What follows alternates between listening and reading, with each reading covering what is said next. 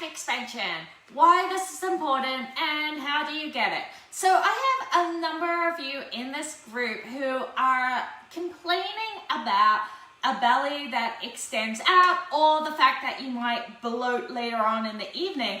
And when I look at any of your photos, there is more often than not this posture in the back. So that very slight forward flared ribs, the lengthened rectus abdominis, the slight anterior tilt. Now the problem when you're in this position is anytime you inhale, it kind of goes out here, up in the chest, and there's no expansion in your back. But do you know what's worse about this? So when we're in this position, if we try to do ab work, so whether it be diastasis safe ab work, or whether you think that you are ready for harder work, or maybe you're trying to lift weights, your abs can't activate if your back is tight like this. So if I try to activate my abs, I actually tighten in my back more than my abs. So why is this an issue? So now let's start to think about something like a plank. All right, so we go into a plank position, and if we have that very slight rib flare, we're in this position here. Now I could plank all day like this. Like honestly, it doesn't impact me at all. I've had a number of ladies who's like, yeah, I plank, I do mountain climbers, I drop down, I can do plank and it doesn't impact my abs because this is all in your back. Look at the difference. Now, my abs are engaged, my back is not. I'm pushing through my serratus, and when I breathe, it goes into my back and sides, not into my abs. Okay, and now it's quite a subtle difference. This is all back, this is all abs. Same on hands and knees. This is back, this is abs. All right, so back expansion. Why do I go on about it? Because in order to release your back and have your psoas and everything nice and the right length and not overfiring, not working, you need back expansion with your breathing. So there are a couple of things that you can do. In my programs, we work a lot on side hold breathing, full squat breathing, 1990 breathing. But in my free beginners program, you might be trying that first. So what I tend to see is people come in and they come into their position like this, and there is a very slight gap. So you see the rib cage kind of poking out slightly rather than nice and flat against the abdomen or against the floor in the back. Okay, so see the difference? And again, it's a very subtle difference. But the difference basically makes or breaks the exercise. So if I'm in this position and I try to do knee lifts, my hips will move and my back and my hip flexors are doing all the work and my back is stabilizing, okay?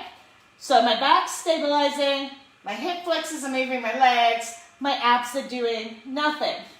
If I do it in this position, so now I have fixed my rib cage, my back has been expanded, I'm braced. Now, whilst my hip flexors are still moving my leg, it's my abs which are stabilizing me. Okay, so now this is an ab workout and it's burning already. And my abs are relatively strong. This, I could do all day, every day, and get absolutely nothing out of it at all. This starts burning after about 10 to 15 reps. All right, so it's a huge difference. What can you do right now?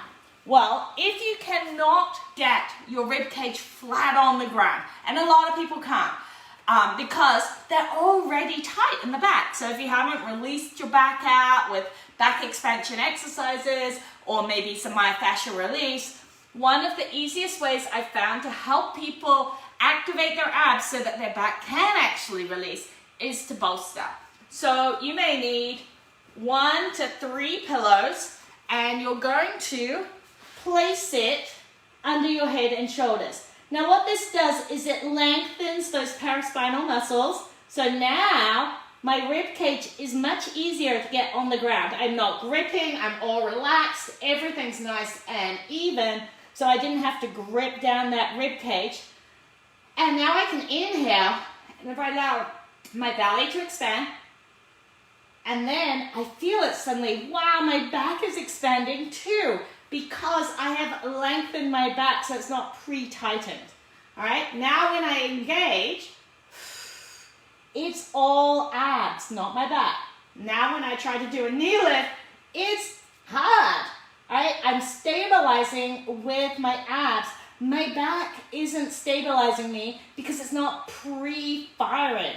If I have my head down, if I was somebody who pre-fired my back, it's already firing. My back's already active. So as soon as I go to lift my leg, it's automatic that my back will work because it's like pre-fired to work. It's like ready to go. But if I can lengthen it without gripping the abs down, without squeezing the glutes, if I can lengthen it, inhale, exhale, engage, now my abs will do the work. And it's the same in any position. Often a workout or an exercise is about the setup, not the exercise itself. And that's how you're going to get more out of it. So if you're somebody who's like in that forward flip sort of position, the rib cage when you're on the ground sticks out a little bit, you can maybe slide your hand under at that bra line level and you're like, oh, it's not right against. Or after I start exercising, it pops off my hands. Try bolstering and see whether it makes a difference with your exercises and makes a difference with you getting some expansion with your breathing.